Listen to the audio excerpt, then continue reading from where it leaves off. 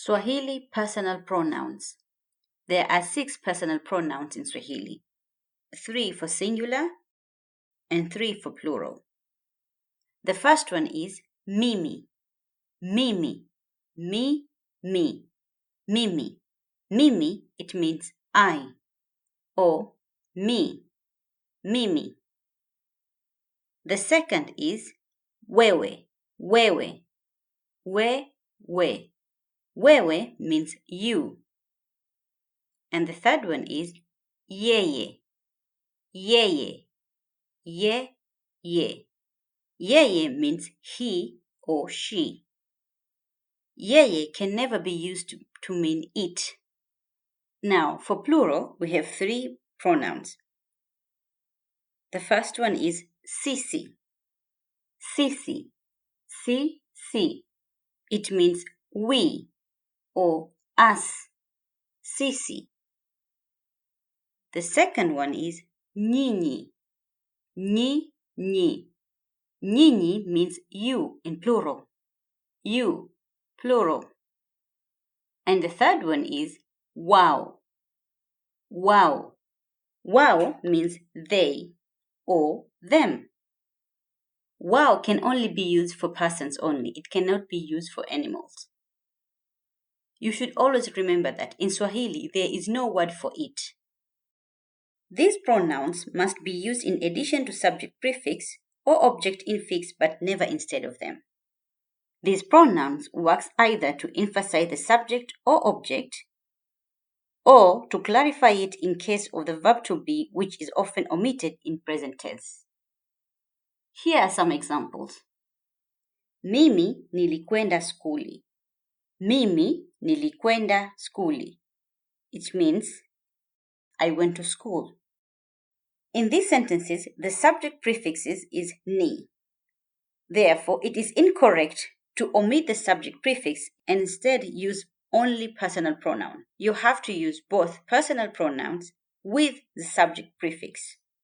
As the example, mimi nilikwenda skuli. Mimi nilikwenda skuli.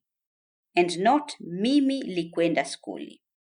It is quite incorrect to say mimi kwenda skuli or mimi likwenda skuli.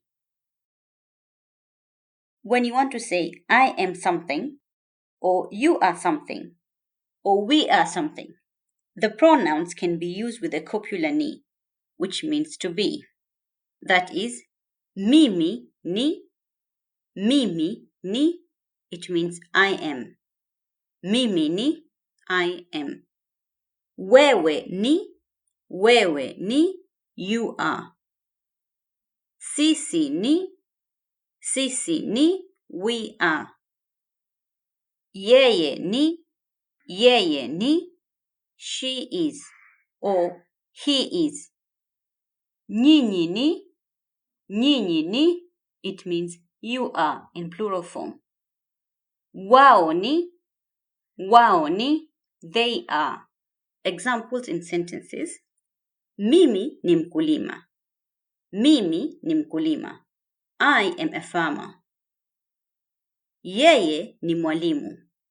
Yeye ni mwalimu. He or she is a teacher.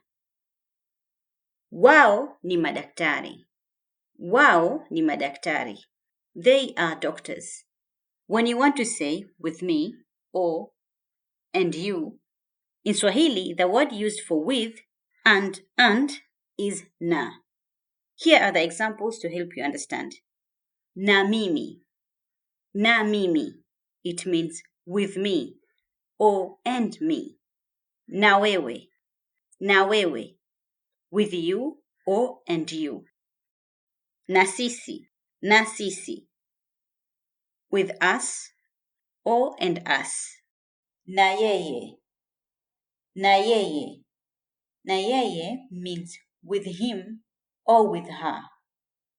Or and him or and her. Na nyinyi. Na nyinyi. With you or and you in plural form. Na wao. Na wao. With them or and them. Often you will hear Swahili people use the following contractions with personal pronouns.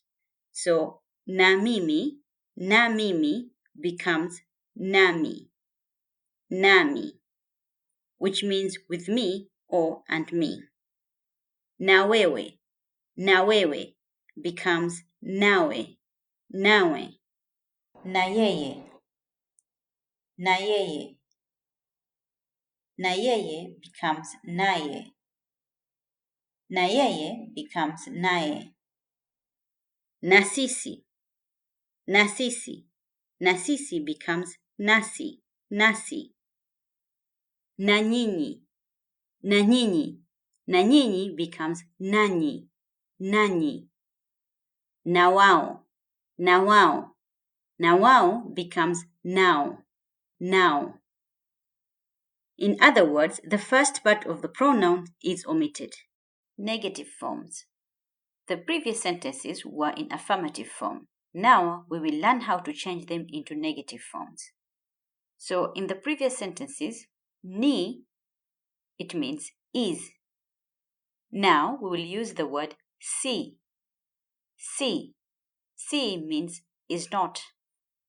Si is the negative form of ni, which means is not. Ni means is, and si, it means is not. So, mimi si,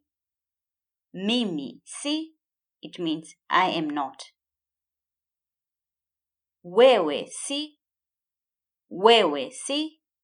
you are not. Yeye si, he or she is not. Sisi si, we are not. Nyinyi si, you are not, in plural. Wao si, they are not. So if we take the previous examples and change them into negative forms, these sentences would be mimi si mkulima. Mimi si mkulima. I am not a farmer. Yeye si mwalimu. Yeye si mwalimu.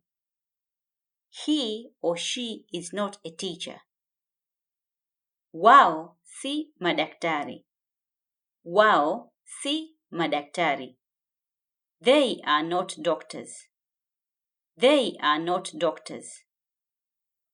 To understand more how to use Swahili personal pronouns with subject prefixes, make sure to watch this video.